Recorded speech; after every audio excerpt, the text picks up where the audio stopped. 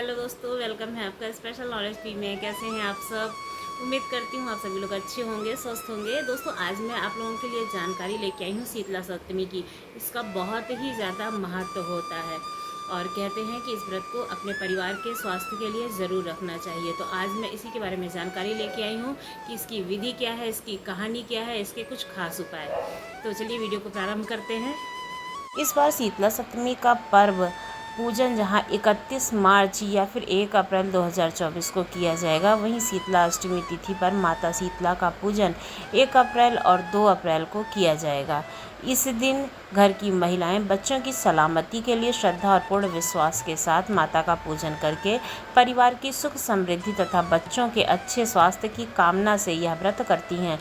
धार्मिक मान्यता के अनुसार चैत्र मास के कृष्ण पक्ष की सप्तमी और अष्टमी तिथि पर शीतला सप्तमी और अष्टमी का पर्व मनाया जाता है। इस पर्व में शीतला सप्तमी की तरह ही अष्टमी के दिन भी एक दिन पहले भी विभिन्न प्रकार के पकवान बना करके माता शीतला को भोग लगाने हेतु तैयार कर लिए जाते हैं तथा अष्टमी पूजन के पश्चात इन्हें ठंडे और बासी भोजन को की मान्यता है। इस दिन गर्म भोजन नहीं खाया जाता है और न ही देवी शीतला माता को समर्पित किया जाता है। जिस घर में शीतला सप्तमी या अष्टमी का व्रत पालन किया जाता है, वहाँ सुख शांति हमेशा बनी रहती है तथा रोगों से निजात मिलती है। शीतला सप्तमी 1 अप्रैल 2024 को 12:39 से प्रारंभ होगी। वहीं 2 अप्रैल 2024 दिन मंगलवार को 11:38 पर खत्म होगी।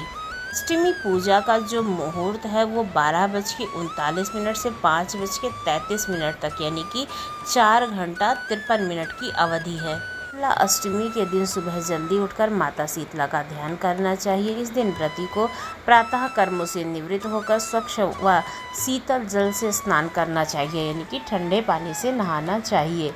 स्नान के पश्चात निम्न मंत्र से संकल्प लेना चाहिए। मम गेहे शीतला रोग जनितोपाद्यः प्रशंसमये पूर्यकारु आरोग्यम शीतला अष्टमी व्रत करिष्ये। संकल्प के पश्चात विधि विधान तथा सुगंध युक्त गंध व पुष्प आदि से माता शीतला का पूजन करना चाहिए। इस दिन महिलाएं मीठे चावल, हल्दी, चने की दाल और लोटे में पानी लेकर पूजन करती हैं। पूजन का मंत्र है ओम श्री शीतलाय नमः का निरंतर उच्चारण करना चाहिए जब उनको सब प्रसाद चढ़ा रहे हो तब। माता शीतला को जल अर्पित करें और उनकी कुछ बूंदें अपने ऊपर भी डालें। इसके पश्चात ठंडे भोजन का भोग माता शीतला को अर्पित करें। तत्पश्चात शीतला स्रोत का पाठ करें और कथा जरूर सुनें। रोगों को दूर करने वाली माता शीतला का वास वट वृक्ष में माना जाता है, अतः इस दिन वट वृक्ष की पूजा करनी चाहिए। शीतला माता की कथा पढ़नी चाहिए। ओम ह्रीं श्रीं शीतलाय नमः मंत्र का जाप करना चाहिए। जो जल चढ़ाएं और चढ़ाने के बाद वो जल बहता है, उसमें से थोड़ा सा जल लोटे में डाल लें। यह जल पवित्र होता है, इसे घर के सभी सदस्यों की आंखों पर लगाना चाहिए। पूजन के पश्चात थोड़ा सा जल घर ला करके हर हिस्से में जरूर छिड़कना चाहिए। कहते हैं इससे घर की शुद्धि होती है। शीतला माता की पूजा को बड़ौदा पूजा के नाम से भी जाना जाता है। यह पूजा होली के बाद कृष्ण पक्ष की अष्टमी को मनाई जाती है। आमतौर पर घर होली के 8 दिनों के बाद पड़ती है, लेकिन कई लोग इसे होली के बाद पहले सोमवार या फिर शुक्रवार को मनाते हैं। बसौधा रिवाज के अनुसार इस दिन खाना पकाने के लिए आग नहीं जलाते हैं। शीतला अष्टमी के दिन के एक दिन पहले ही, यानी कि सप्तमी को बासी भोजन बना करके रख लेते हैं। यह गुजरात में कृष्ण जन्माष्टमी से ठीक एक दिन पहले बसोढ़ा जैसे अनुष्ठान मनाया जाता है और इसे शीतला सप्तमी के नाम से जाना जाता है। शीतला सप्तम भी देवी शीतला को समर्पित होता है और शीतला सप्तम के दिन कोई भी ताज़ा भोजन नहीं करता है। सुनते हैं अब कथा। एक बार एक राजा के इकलौते पुत्र को शीतला माता निकली, यानी कि चेचक निकला। उसी के राज्य में एक काछी पुत्र को भी शीतला निकली हुई थी। काछी परिवार बहुत ही गरीब था। वह भगवती का बहुत बड़ा उपासक था। धार्मिक दृष्टि से जरूरी समझे जाने वाले सभी नियमों को बीमारी के दौरान भी भली भांति निभाता रहा। घर में साफ सफाई का विशेष ख्याल रखते थे और नियमित देवी की पूजा करते थे। नमक खाने की पाबंदी थी। सब्जी में ना तो छौंक लगाते थे, ना ही कोई तली भुनी चीज़ खाते थे।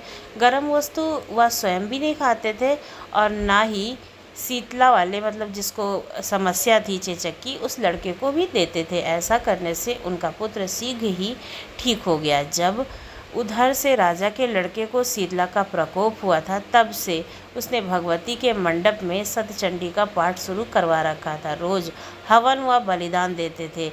राजपुरोहित भी सदा भगवती के पूजन में निमग्न रहते थे। राजमहल में रोज कढ़ाई चढ़ती, विविध प्रकार के गरम स्वादिष्ट व्यंजन बनते। सब्जियों के साथ कई प्रकार के मांस भी पकाए जा रहे थे। इसका परिणाम यह होता गया कि उन लजीज भोजनों की गंध से राजकुमार का मन मचल उठता। वह भोजन के लिए जिद करता।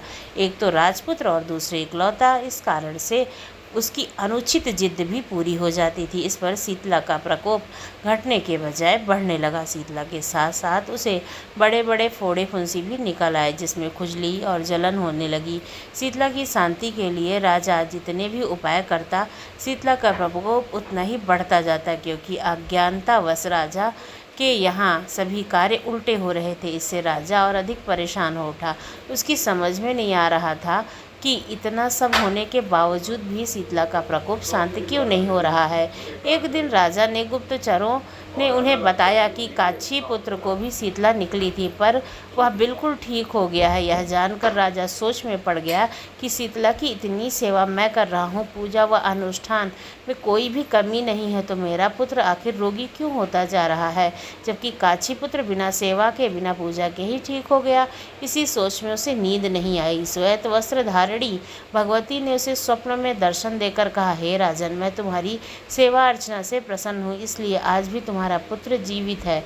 इसके ठीक न होने का कारण यह है कि तुमने शीतला के समय पालन करने योग्य नियमों का उल्लंघन किया है। तुम्हें ऐसी हालत में नमक का प्रयोग करना बंद करना चाहिए। नमक से रोगी के फोड़े फुंसी में खुजली होती है। घर की सब्जियों में छौंका नहीं लगाना चाहिए, क्योंकि इसके गंध से रोगी का मन उन वस्तुओं को खाने के लिए ललचाता है। रोगी का किसी के पास आना जाना मना है, क्योंकि यह रोग औरों को भी होने का भय रहता है। अतः इस नियमों का पालन कर, तेरा पुत्र अवश्य ही ठीक हो जाएगा। विधि समझाकर देवी अंतर ध्यान हो गई। अतः प्रातः से ही राजा ने देवी की आज्ञा अनुसार सभी कार्यों को व्यवस्थित कर दिया। इससे राजकुमार की सेहत पर अनुकूल प्रभाव पड़ा। वह शीघ्र ही ठीक हो गया। इस दिन भगवान श्री कृष्ण और माता देवकी का विधिवत पूजन करके मध्यकाल में सात्विक पदार्थों का भोग लगाना चाहिए। ऐसा करने से पुण्य फल की प्राप्ति होती है। दोस्तों, हमारी ये जानकारी आपको कैसी लगी ज़रूर बताइए। और ये सारी कहानियों को सुनाने का मकसद आपको भ्रमित करना नहीं है, बल्कि हमारे शास्त्रों में जो विधि विधान लिखे गए हैं वो हमारे स्वास्थ्य के लिए अच्छे होते हैं। डॉक्टर भी उसे मानने की सलाह देता है। कारण अलग अलग है, क्योंकि अगर हम किसी भी चीज़ को धर्म से संबंधित जोड़ते हैं तो उसकी मान्यताएं बढ़ जाती हैं। तो हमारी जानकारी कैसी लगी ज़रूर बताइए। यदि अच्छी लगी हो तो हमारे चैनल को सब्सक्राइब करना ना भूलिए। धन्यवाद।